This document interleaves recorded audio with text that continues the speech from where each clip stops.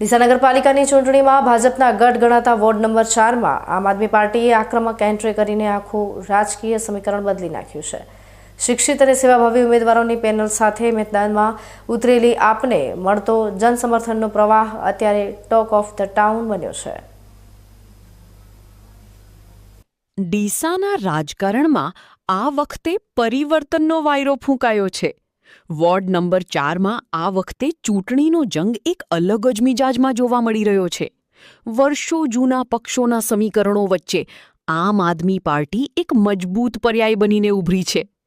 ગત ટર્મમાં વિજયભાઈ દવેએ જે રીતે લોકોના દિલ જીત્યા હતા તેનાથી આ વિસ્તારમાં પક્ષની પકડ વધુ મજબૂત બની છે અને આ વખતે પક્ષે જાણીતા એડવોકેટ સુભાષભાઈ ઠક્કર જેવા શિક્ષિત અને નિર્વિવાદ ચહેરાને મેદાનમાં ઉતારીને માસ્ટર સ્ટ્રોક માર્યો છે।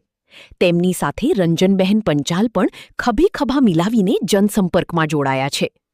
આજે જ્યારે આ ઉમેદવારોના ચૂંટણી કાર્યાલયનું ઉદ્ઘાટન થયું ત્યારે ઉમટેલી જનમેદનીએ સાબિત કરી દીધું કે જનતા હવે પક્ષ નહીં પણ ઉમેદવારની કાર્યશૈલી અને પ્રામાણિકતા પર ભરોસો મૂકી રહી છે। લોકો જે રીતે આ શિક્ષિત ત્રિપુટીને આવકારી રહ્યા છે તે જોતા લાગે છે કે વોર્ડ નંબર 4માં જીતનો મજબૂત પાયો નંખાઈ ચૂક્યો છે। આ વખતે ઇલેક્શન થોડું વિશિષ્ટ છે। વિશિષ્ટ એ માટે છે કે અત્યારે જે માહોલ બની રહ્યો છે બિનહરીફ એમાં લોકશાહીનું આ પર્વ છે। ઇલેક્શન થાય, લોકો પોતાના મતના અધિકારનો ઉપયોગ કરે।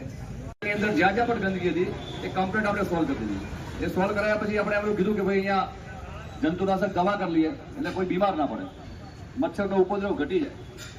તો એ પણ આપણે સફળતાપૂર્વક કર્યું। કોરોના કાળ આવ્યો એટલે જવાબદારીઓ વધી ગઈ। આપણા વિસ્તારમાં અહીંયા અમે લગભગ 42 થી 45 કોરોના વેક્સિનના રસીના કાર્યક્રમો કર્યા। ડીસાના સાચા વિકાસ અને લોકપ્રશ્નોના ઉકેલ માટે કટિબદ્ધ આ ટીમ શું આ વખતે નવો ઇતિહાસ લખશે? જનતાનો આ અપાર સ્નેહ તો એ જ તરફ ઇશારો કરી રહ્યો છે।